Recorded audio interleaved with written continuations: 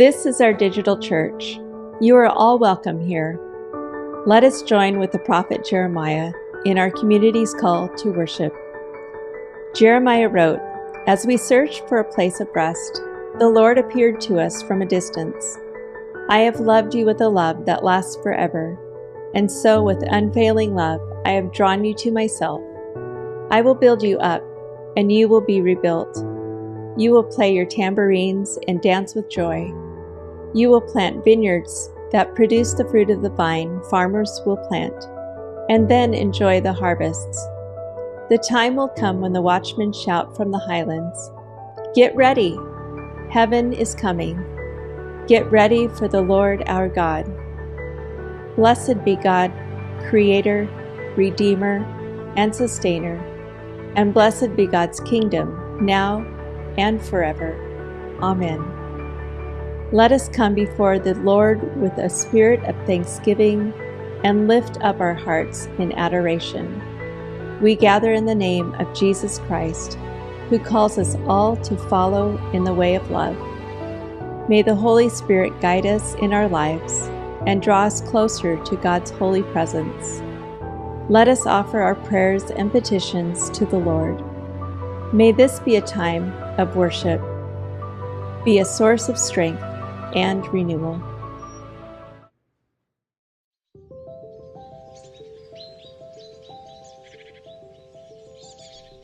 Beloved, the stone has been rolled away. The tomb stands empty, and the cry of victory rises. He is not here. He is risen. This is the day that the Lord has made. Rejoice and be glad in it. Death has been defeated, and life bursts forth like spring from the earth.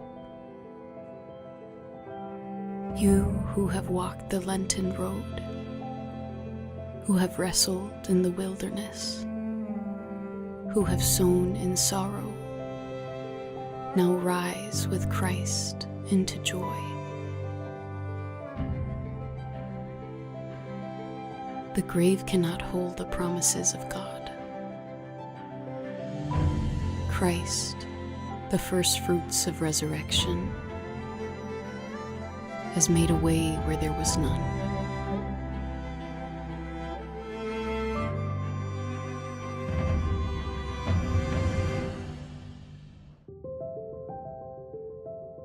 See, the old has passed away. All things are being made new. Go now as witnesses to this truth. The rejected stone is the cornerstone of hope. The Lord, who is your strength and salvation, calls you to proclaim the good news. Let your life bear witness to the one who was anointed with power and the Spirit, who healed the broken and brought peace to the oppressed. Go with the boldness of Mary, the first to proclaim, "I have seen the Lord." May your hearts echo with the refrain, "Why do you look for the living among the dead?" Step into the new creation, where joy overflows, peace reigns, and love triumphs. Carry the light of resurrection into the world. Live as those who have been raised with Christ, and may the risen Christ walk beside you. The Spirit empower you, and the love of God sustain you, now and forever. Amen.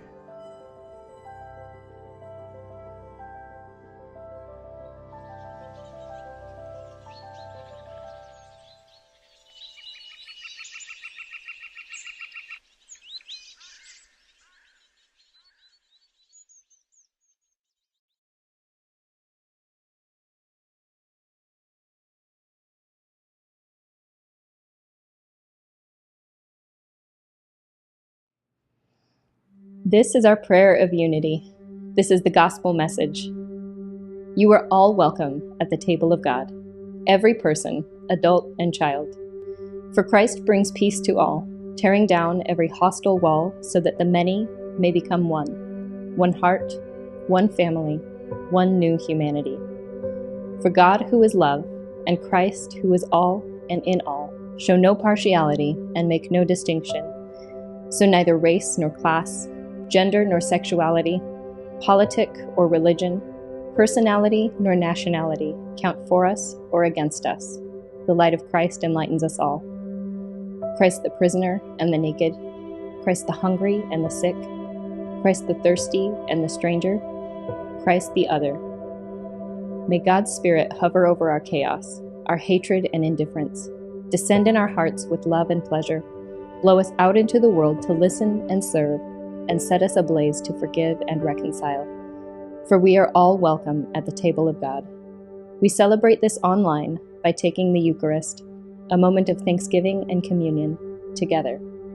If you have bread and wine in your house, go grab that now. At the end of our broadcast, we will be doing communion together.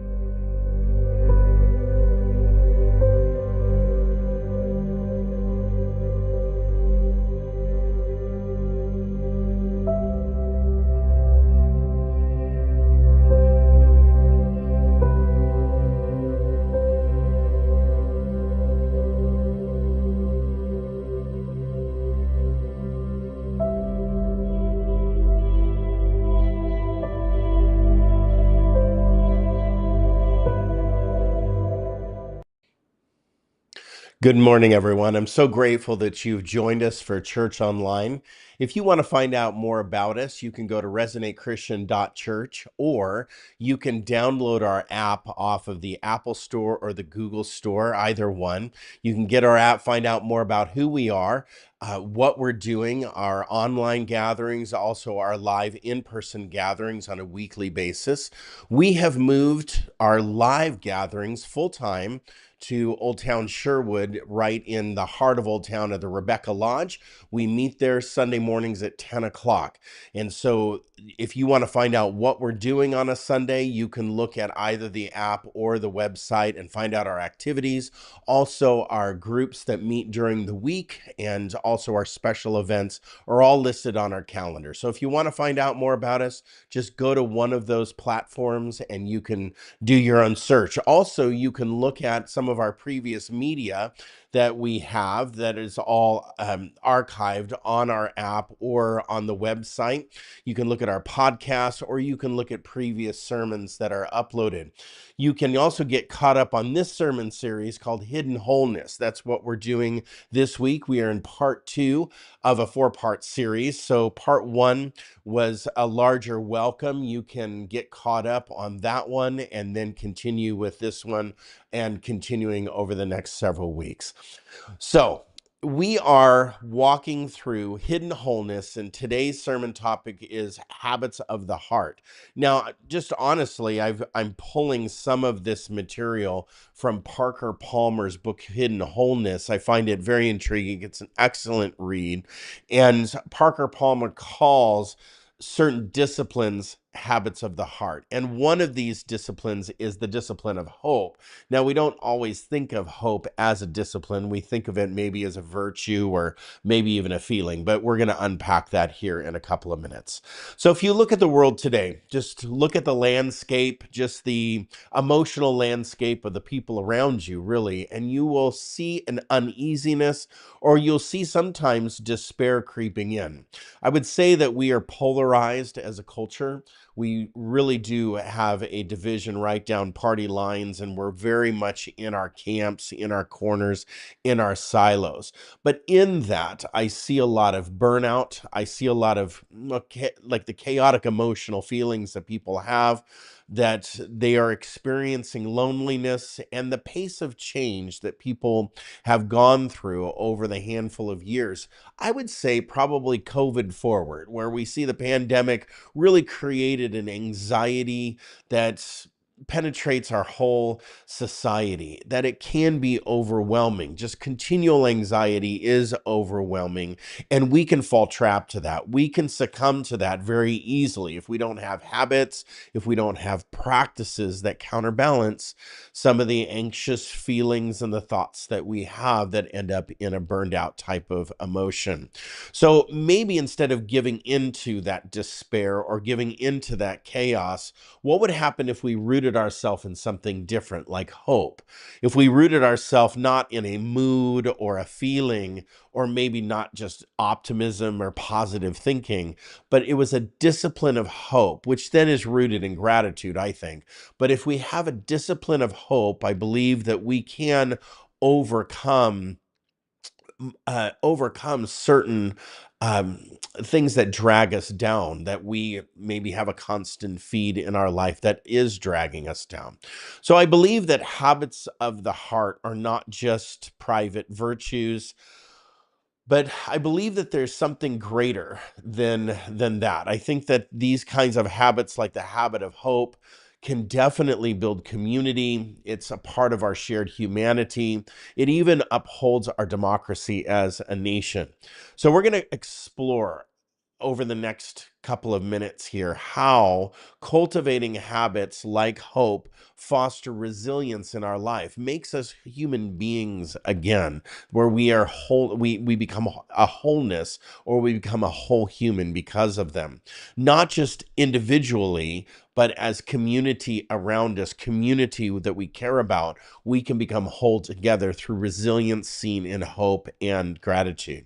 Well, in Micah 6:8, it says this: He has told you, human one, what is good and what the Lord requires from you to do just what is good and what the Lord requires from you to do justice, embrace faithful love, and walk humbly with your God, with our God.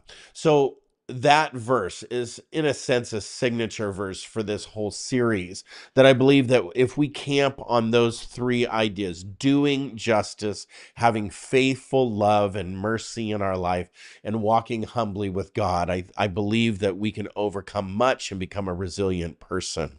So in this idea of habits of the heart, it's more of a disposition. Now, everyone has a temperament, I believe, that we are basically born with. Let's call it a personality or a temperament.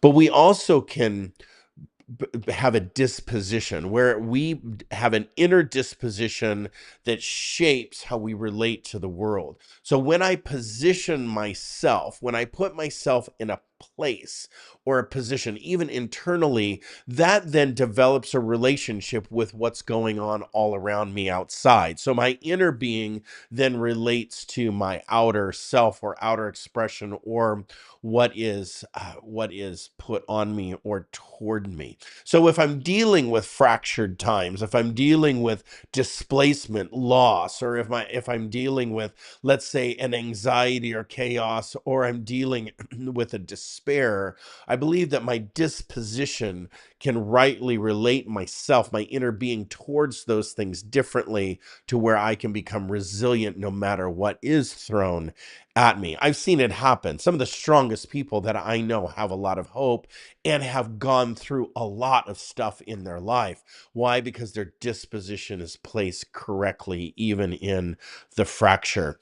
So Parker Palmer names 5 habits of the heart in this Building Hope series. He says, first, understand that we are all in this together. And number 2, developing an appreciation for the value of otherness.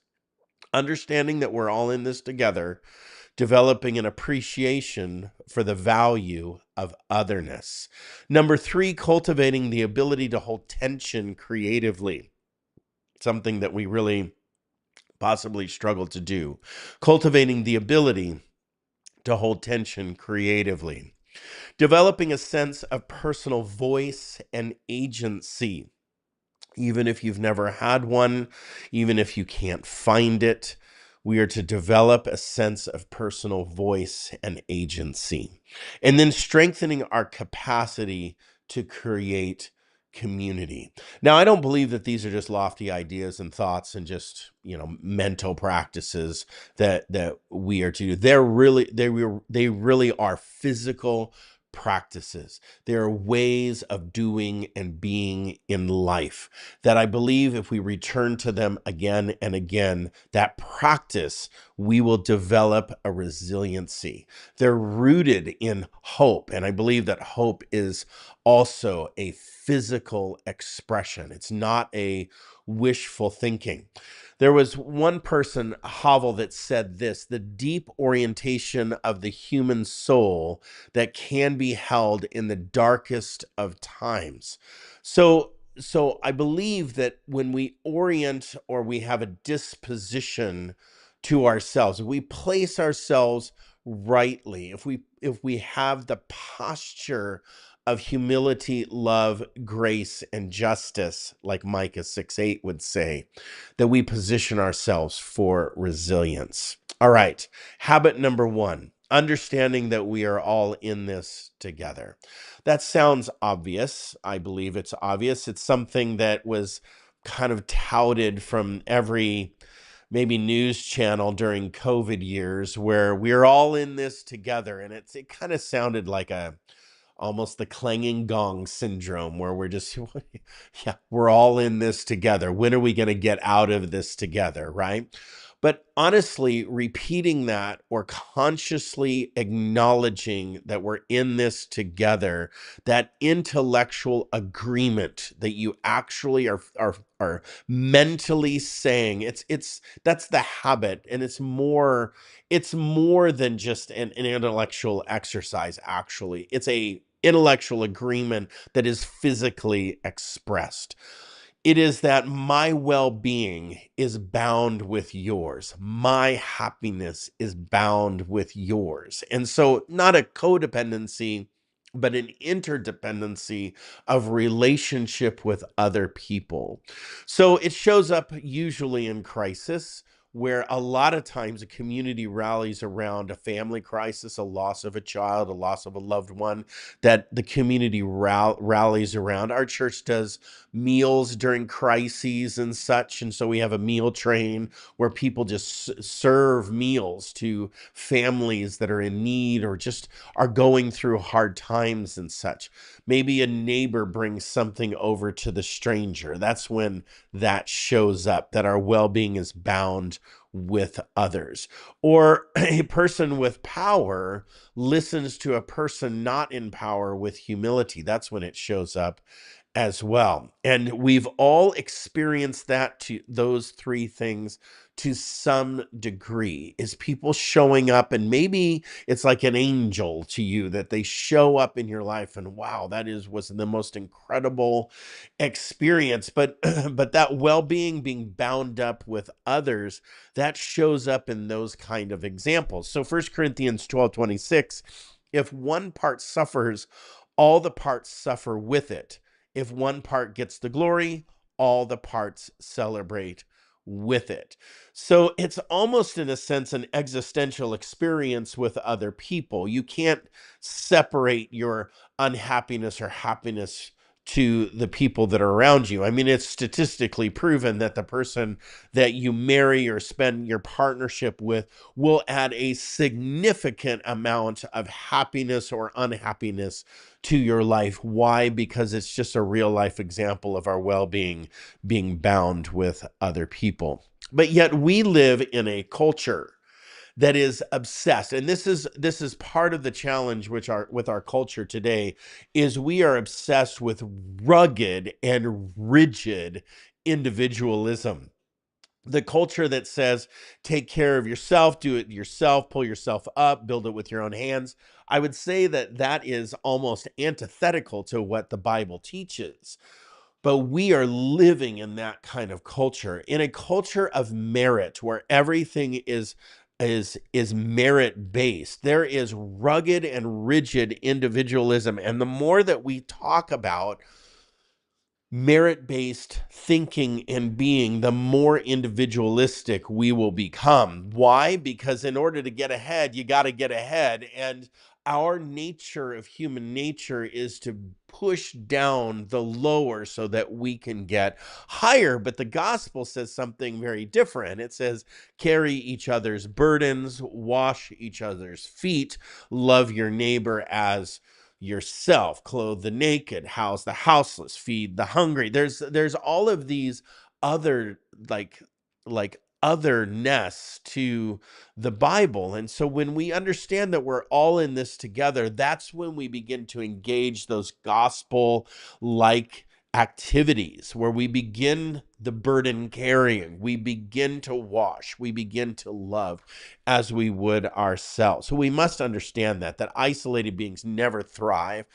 I am not a self-made person. You're not a self-made person. I can never say I'm a self-made man. I think that that's the most immature thing that I've ever heard anyone ever say, because no one on this planet is self-made. We've all been made by the community around us. The community around us is shaping a complex individual called me together, like knitting me together. Yes, I have an agency in that, but yet I'm not solo in that. And to not acknowledge that, I think, is the first road to actually separateness and not thriving. So hope is born, I believe, when we reject that myth of separateness, because that truly is a myth. When we reach out instead of turn inward, when we not only just pray for ourselves, but we pray for others for peace, not for my own peace, but for my neighbor's peace. That is the act of prayer that Jesus wants us to engage in. So I believe that when we weave together and not build walls against one another, that is truly when we begin to engage in that well-being is bound to another person. It's radical mutuality. It's radical anti-individualism. I need you, you need me, we need each other together to build resilience together, because three strings are stronger than one. And we know where that comes from, because we can't carry out all of it alone. So habit number 2 is valuing then otherness. So when I begin to reach out, I need to value that otherness, right? But in a divided, polarized world, otherness can feel very threatening. That's when all the phobias come into play. It's all about me first. And when we focus on me first, others, whoever they are, define your other, becomes threatening to the me. So it could be a different political party. It could be a different religion. It could be a different race of people. It could be a different worldview. You might tout your Christian worldview and someone else has a non-Christian worldview. We're often taught that difference means danger, and we defend against danger. And so that's when we act out in separateness or otherness. But we need to value in a positive way, to invite differences as a gift into our life. So this is the habit which my friend Bethany teaches me, that I need to be curious, that I need to sit before otherness and remain in curiosity rather than judgment. It means listening. It doesn't just mean arguing to understand. It just means to listen to understand. It's remembering this, that you have your opinion and they have their opinion, and somewhere in the space between is the truth. Right? The truth resides not in necessarily you or them. It's somewhere in a third space, not within us, but within maybe both, or somewhere that you're not thinking. So Jesus consistently physically moved to those who were different and despised and hated and deemed unclean: the Samaritans, the lepers, the tax collectors, the women of the day. He made otherness basically the place to encounter Jesus, to place to encounter spirit, not exclusion. People never found spirit in exclusion. Well, today we are tempted. We are tempted to stay in our echo chambers, to not listen to other points of view, whether that be social, whether that be spiritual, whether that be political. We label, we demonize, we phobiaize. I mean, if that's a word, we continually just other people. We call ourselves to shut our ears when Jesus says, "Those that have ears, let them hear." I don't think you have to agree with everything. That's just nonsense to agree with everything. But I believe that there's something when you start to listen and you're called to listen, that there's a sacred space of grace, where there's a space of grace that begins to develop, that you're not agreeing with everything that's happening, but there's a space between you that you value the perspectives, even the mistake that is happening, that you honor the mistake, you honor the forgiveness, and that is wisdom. That happens in spaces of grace. So when your child, like my daughters or your kids or whoever, begin to spread their wings and go into their otherness, they think differently than you, they believe differently than you, they act differently than you. How can this be? To have that space of grace in your life, that it's a sense of humility to try to understand that maybe this is something that you need to understand, so therefore to stand under. Len Sweet said that to me and to a cohort constantly in school. So valuing, I believe, otherness is that act of hope that declares this: I believe we still have something to learn from one another. I believe communion is still possible. I believe communion is still possible. So when we listen across lines of division, we model radical hospitality at that point, radical listening, radical, and that's a habit. That's a habit I think that we can grow in. It's very spacious that we need to grow in. But I can tell you that it makes me less fragile. I believe that there's a fragility that's going on, that if you believe that I'm wrong, all of a sudden I fall apart. Or if you believe I am something, all of a sudden, I mean, do we not have enough self-confidence that if somebody actually tells us, hey, I don't believe in what you're saying or doing or whatever, that we're not going to fall apart and attack and pull out the guns and start shooting each other?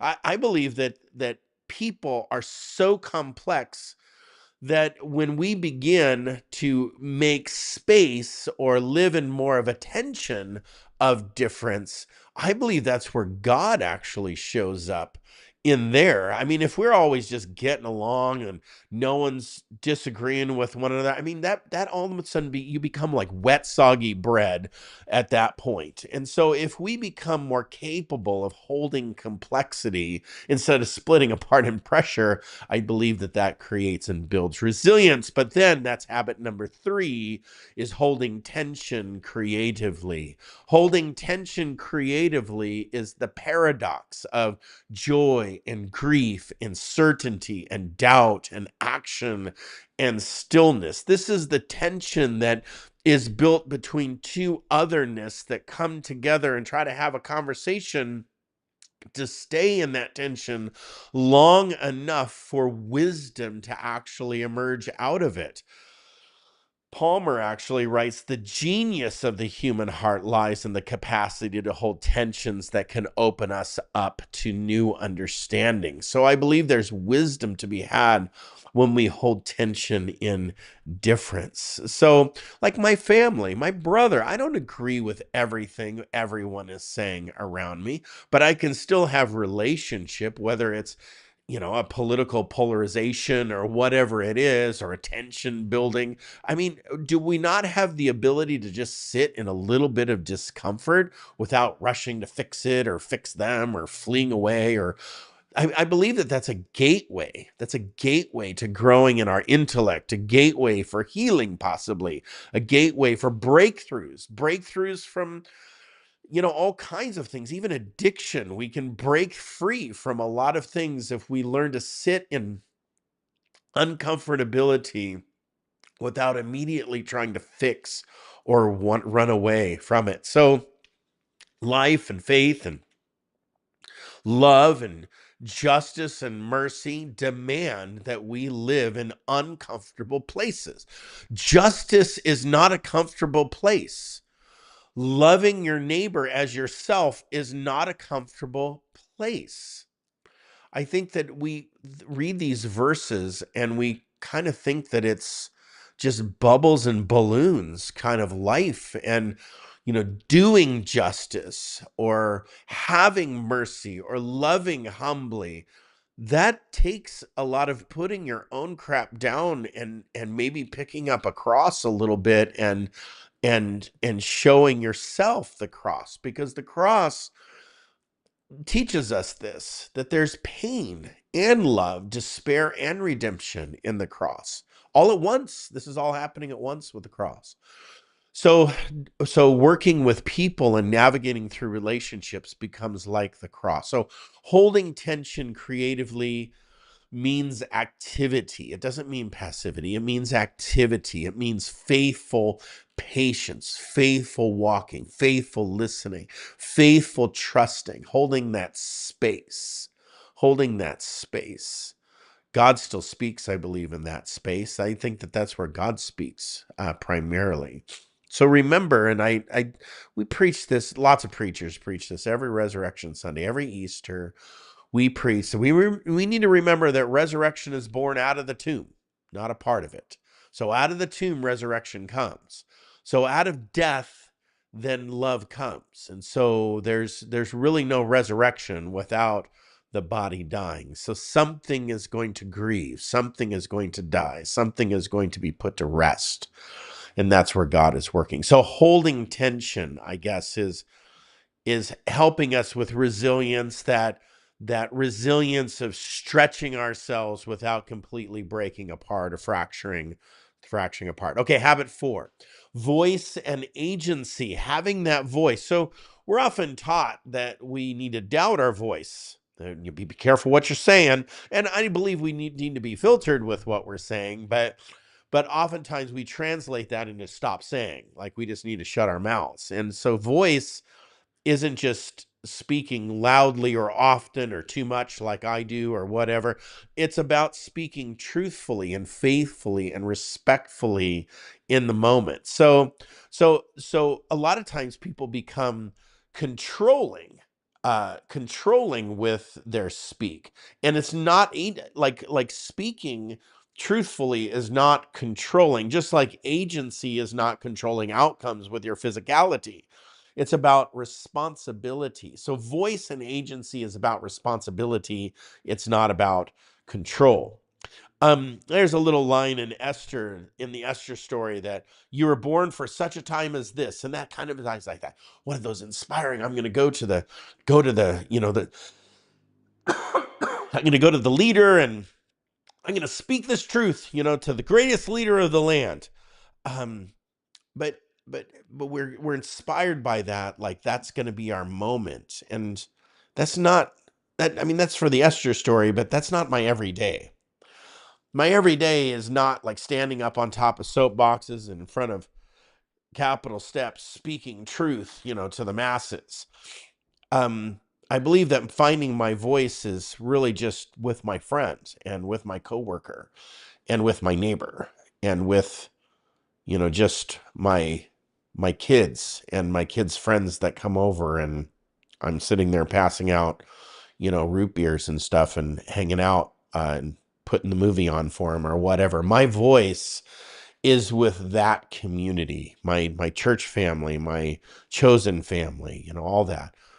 Finding my voice. The challenge that we have, though, in our society is far too many people, especially in marginalized systems, are told that they have no voice, even in those relationships. If you're in an abusive relationship, that voice is squashed.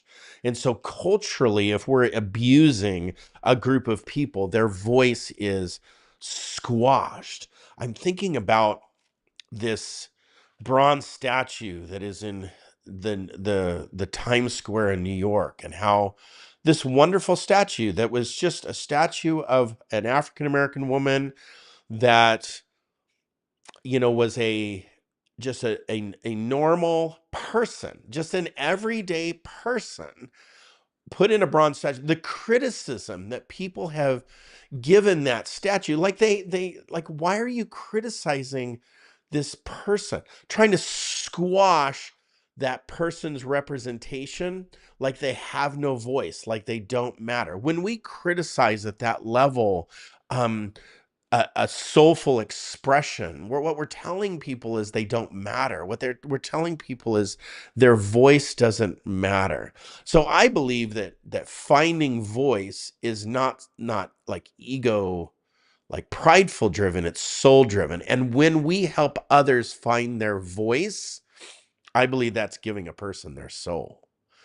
And so when we help people with their confidence, with their self-confidence, with their God confidence, with their soul confidence, that their voice is not perfect, but it matters, their history, what's in their mind, what they're going through, because it's somebody different adding to the collective, the story, the wisdom, the conviction. That's how God moves in the world. Jesus has no hands or feet except yours. Jesus has no body except yours. That your voice and how you move in the world is how God is moving in the world. So that brings me to agency. So voice and agency is not about controlling, it's about showing up. It's about my physicality showing up. And my friend Selena told me once that you can pretend to care, but you cannot pretend to show up. And I just love that you can pretend to care, but you can't pretend to show up. Just showing up, you might not be able to fix everything. You might not be able to do everything. You might even feel like you're powerless in the moment, but your presence matters like a mustard seed of faith that's going to grow inside that community more than you can imagine. So hope needs your voice. Hope needs your agency, your compassion, your creativity. Not some other time. It needs it now. Even if you don't feel like you have anything to say, even if you feel like you don't have anything to do, I think the habit to resilience is breaking that, like, what can you call it? Like the blanket of helplessness in your life, like removing that blanket. And in times of fear and in times of chaos, it's a phone call, it's a text. Do we write letters anymore? But it's a letter, it's a note.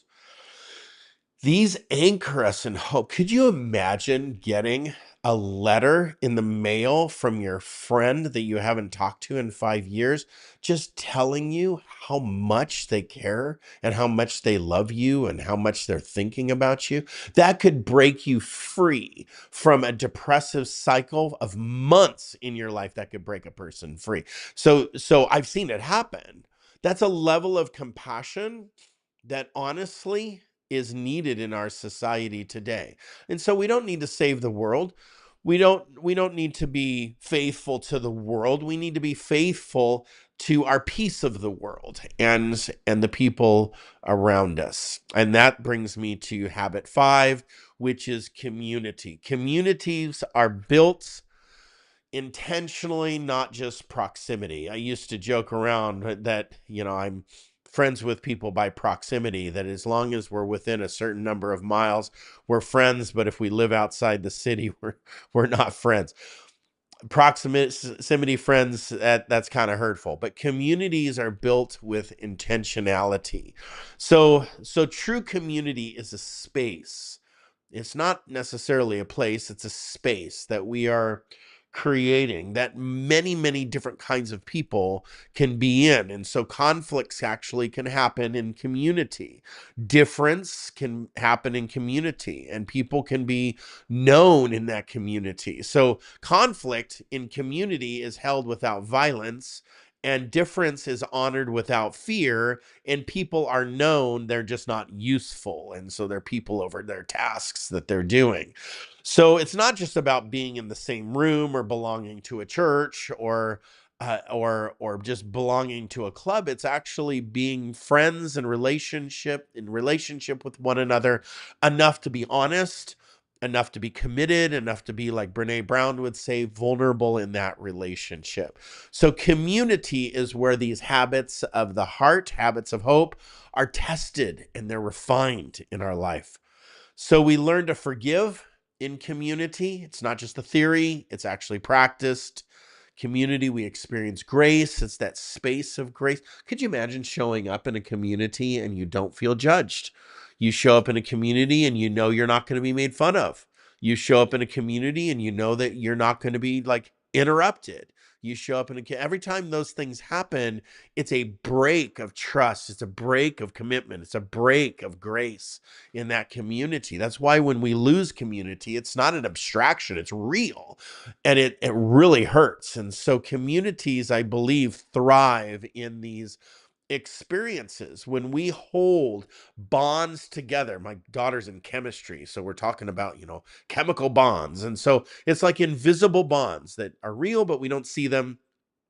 Trust and accountability and mercy and grace and love and compassion and justice and humility are all the bonds that hold community together. And I believe that in Acts 2:42, when they were talking about they broke bread daily, they shared their resources daily, they prayed together daily, they were devoted to the apostles' teaching daily. These were the bonds, these were the practices that developed those bonds of trust and accountability and love and mercy and grace and forgiveness and justice and humility. So in all of that, what happens is we create belonging. All of a sudden, somebody belongs to us and we belong to them, that their whole selves are given to their chosen community. And many times we revive somebody's dignity that way, that when somebody is like divorced and we welcome them in, when somebody is disbanded and we welcome them in, rejected and we welcome them. Oh, your family doesn't like you because of this. Well, we like you because you are who you are. That happens all the time.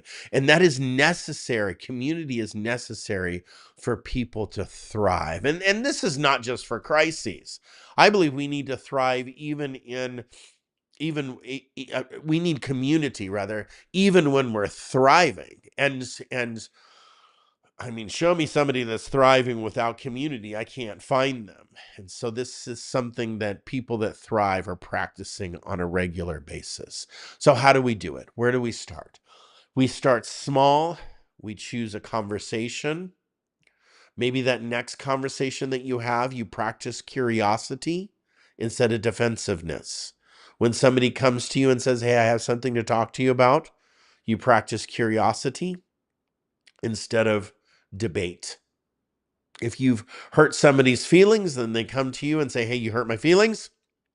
It's not this cultural thing that I'm hearing that feelings don't matter and just get over it. And, you're just a snowflake or, whatever people are calling each other, which is just dumb and immature.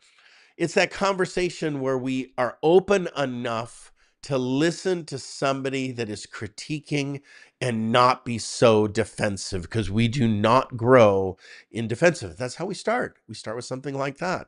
We start with the moment of discomfort.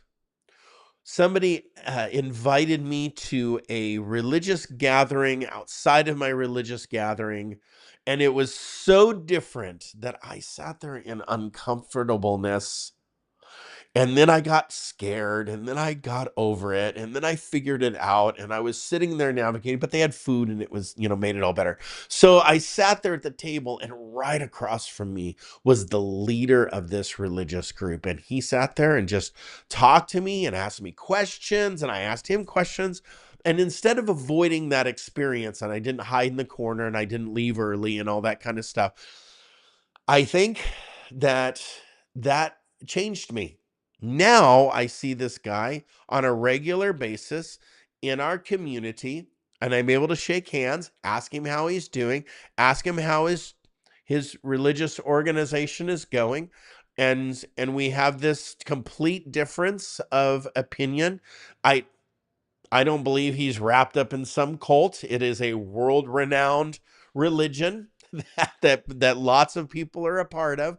It was just different than what I was used to. And it was a branch of it that was different than even that was different than I was used to. So I didn't avoid it, and I learned and I grew and I changed my mind. So I think that just showing up in somebody's life also, when somebody calls and needs help, how about say yes instead of I'm busy? How about make the time? I think that there's good news in all of this, in these habits. And I believe that this is vital to the core of our human being, that we can be transformed by these things. We can be transformed with voice and agency. I believe that we can be transformed with community. I think we definitely can be transformed with being in tension and finding spaces of grace. I think that we've been transformed by definitely valuing otherness and valuing people that are different than us and holding space and curiosity and acknowledging and practicing that we're all in this together, that separateness is not a value, that radical mutuality is. I believe these are life transforming ideas and practices. They're the habits of hope. They're the habits of our heart that I hope and I pray that you begin to implement in your life.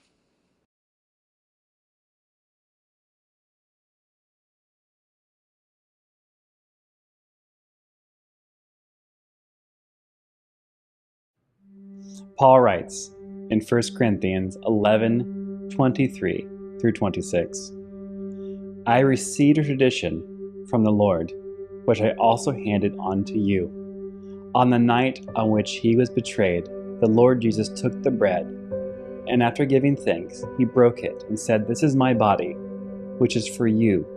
Do this to remember me. He did the same thing with the cup, after they had eaten, saying, This cup is the new covenant in my blood, and every time you drink it, do this to remember me. Every time you eat this bread and drink of this cup, you broadcast the death of the Lord until he comes again. When we gather together, we remember Jesus through the act of communion. Communion gives the idea of togetherness. All around the world, everywhere, every day, believers and searchers perform communion. It's a simple act. It's just bread and wine. But it's in the pause, remembering and thanksgiving, that our hearts are turned outwards towards others. Communion is for all, no matter where you are at on your faith journey. The table is open for you. All that's required from us is that we have a truthful conversation of where our hearts are at. Jesus knows us, our deepest and darkest and brightest, and we are all invited to communion. So take the bread and dip it into the juice. Remember Jesus and his sacrifice, and the reason that we are here today. Take and eat.